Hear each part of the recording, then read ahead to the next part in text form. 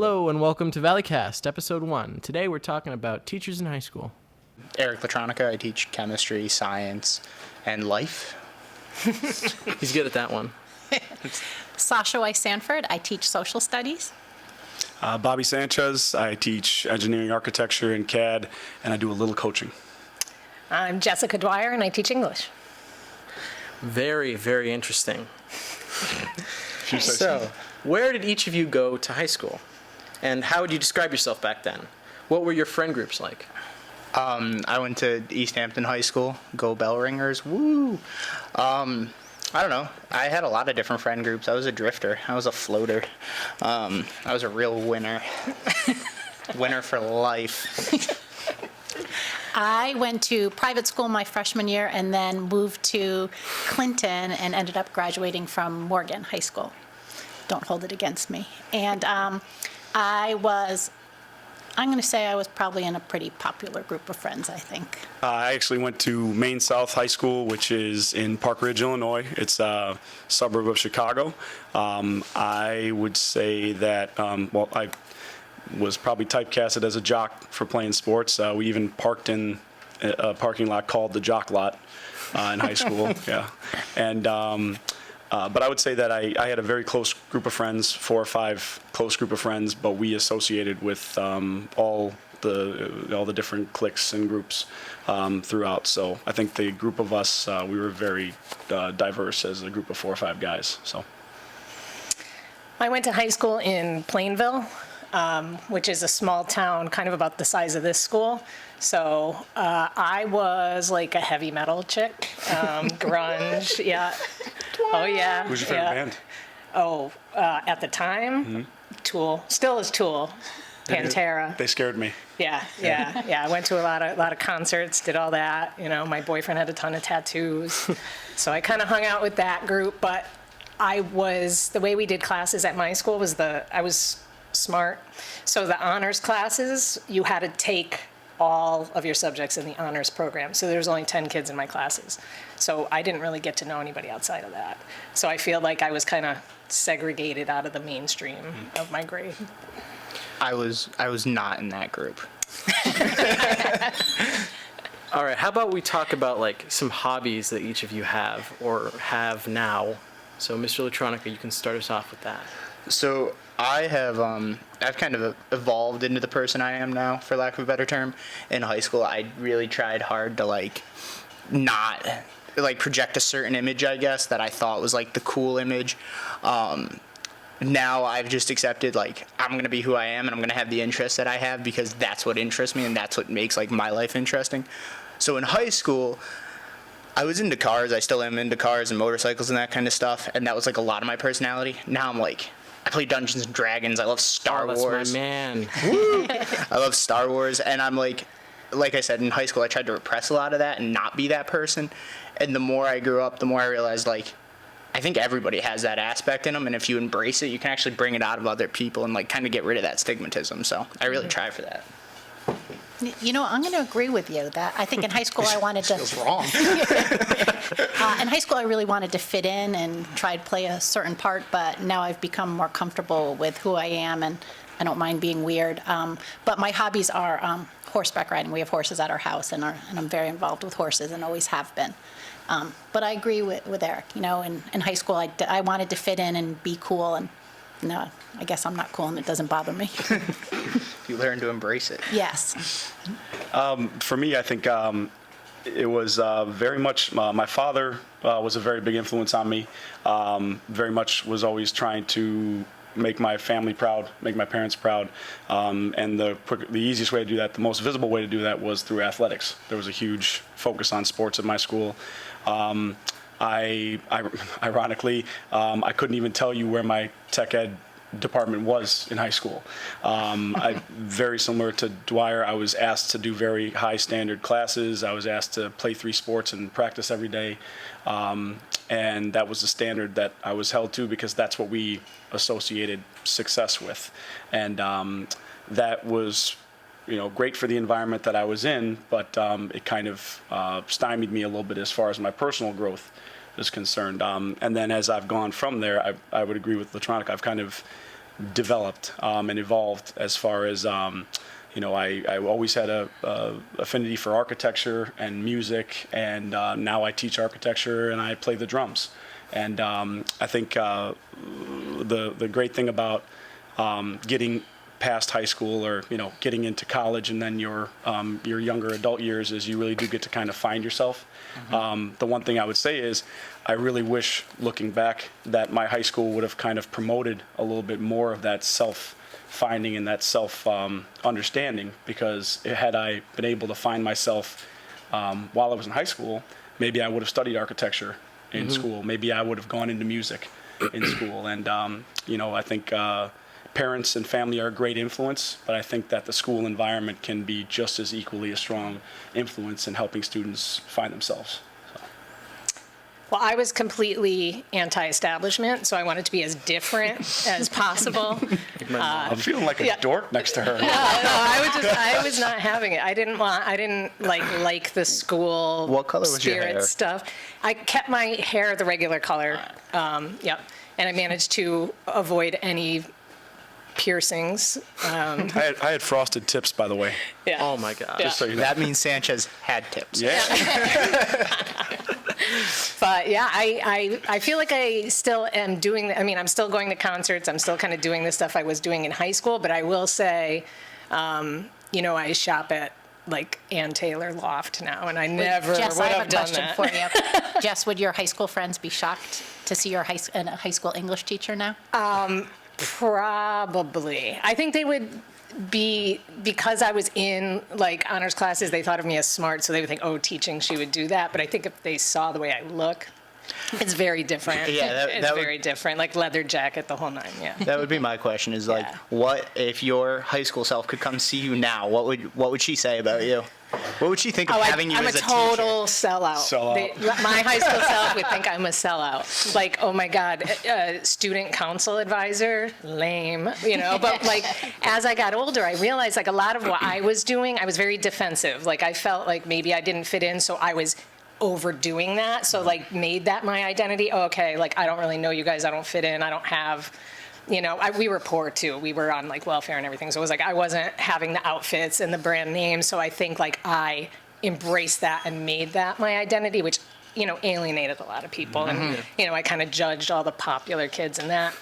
And the best thing I remember my first year teaching, I had some of those kids that in high school I would have been like, against or whatever. And I had them in my class and I realized how much I liked them. And it just, becoming a teacher kind of brought things full circle for me as far as, reflecting on how I could have really opened myself up more to different kinds of people. Yeah, that's interesting. Actually, that brings up a memory for me. I remember I got invited to my first cast party, which a cast party was after they did a musical. The cast of the musical would have a party at a house, and I got invited, and one of the most fun nights I had in high school. Yeah. And I, like Dwight was saying, it opened my eyes to another social group where I was like, wow, they do the same stuff that we do. They have the same type of parties, the same type of fun that we do. They celebrate a play just like we celebrate a game. Mm-hmm. And it completely opened my eyes, and it was an awesome experience. I still remember it to this day. Yeah. Do you still talk to friends from high school? So my 10-year high school reunion was like this weekend or last weekend, Wow. and I will say I did not go for a couple reasons. Number one, I don't know what people I graduated with would do if they found out I was a teacher, because I always said I wanted to be a teacher, and they're like, yeah, right. Here I am. But a lot of my like close friends, like I probably had a group of 3 or 4 close friends in high school. And from those friends, I still talk to pretty much all of them, because those are the ones you hang on to. Then I made new friends at college, and then there's a group of 3 or 4 from that group that kind of intertwined in my friend group, and we talk. But I think like one of the hardest parts about growing up, moving on, graduating high school, and then graduating college is that kind of evolving train of friends where, the ones that are your true friends are going to hang on for a while, and the ones you constantly try to reconnect with. Because after you get out of high school, it's a job to maintain friendships. It's like you actually have to go out on a limb, and then as you grow up and your friends are getting houses, having kids, getting married, and their significant others have things going on, you start to realize that like time becomes this very, very valuable resource that just isn't there. And if you're not making the effort, you're not seeing your friends. And you kind of have to condense your friend group as a result. So I guess short answer is yes, but not everybody and not as many as I wish I could. Yeah, I still talk to one. I have one from high school that's around. I actually still am very close with most of my friends, my close friends from high school. We still, That's cool. Yeah. All two of them? yeah. No, I actually have a large group of friends that we still get together, might be only once or twice a year, and social media has definitely helped in keeping in touch, but we're still very close, and a few of them we make a point of talking at least once a month. Yeah. Yeah, I would say I'm kind of the opposite, where you went to Morgan and I'm very far from home.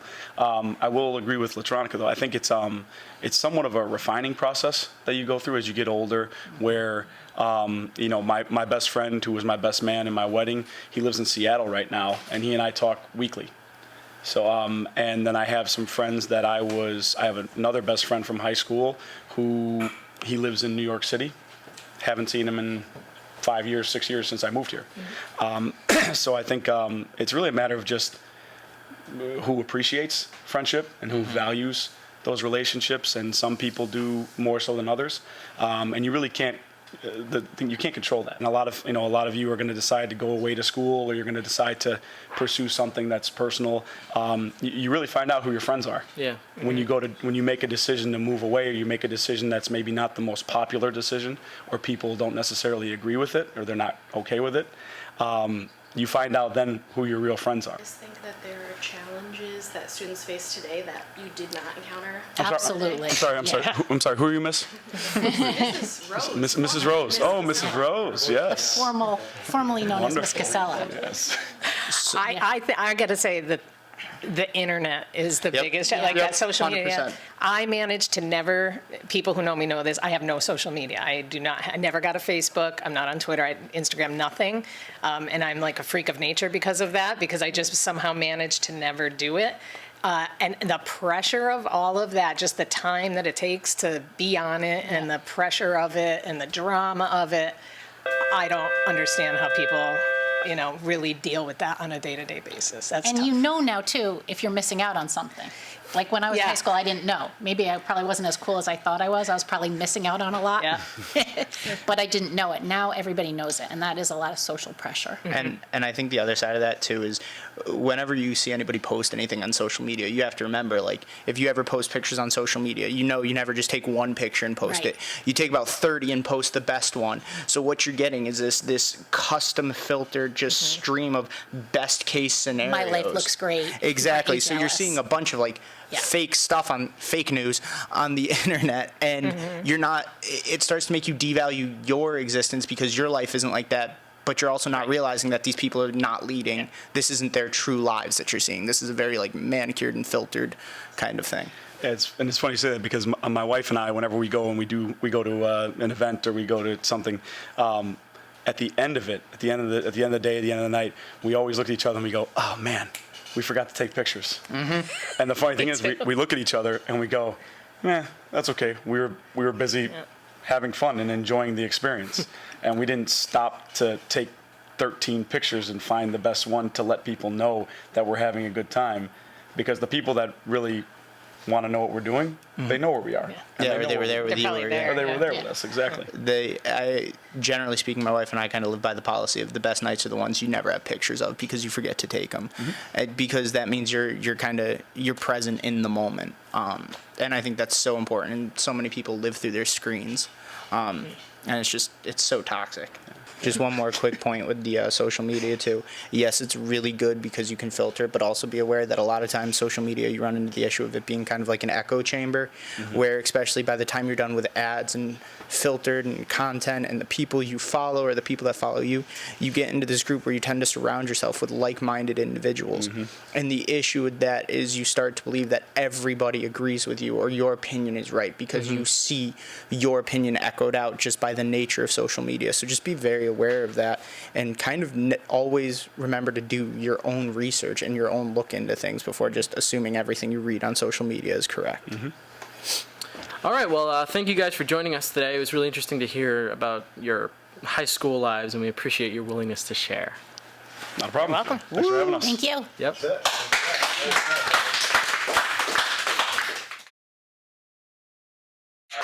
Oh, it's so much quieter in real life. Fire. Dwyer. We got the Got it. sands All right, going. let's go for it. All right, all right. We have an overqualified announcer here. Oh, for the longest time. Everything before this point, we're gonna set out. It says the Valley Cast, though. We harmonize? They're singing. Shoo-be-doo. 5 Temptations, 1 microphone. Putting stuff down, or really, these mics are so sensitive. All right. Action.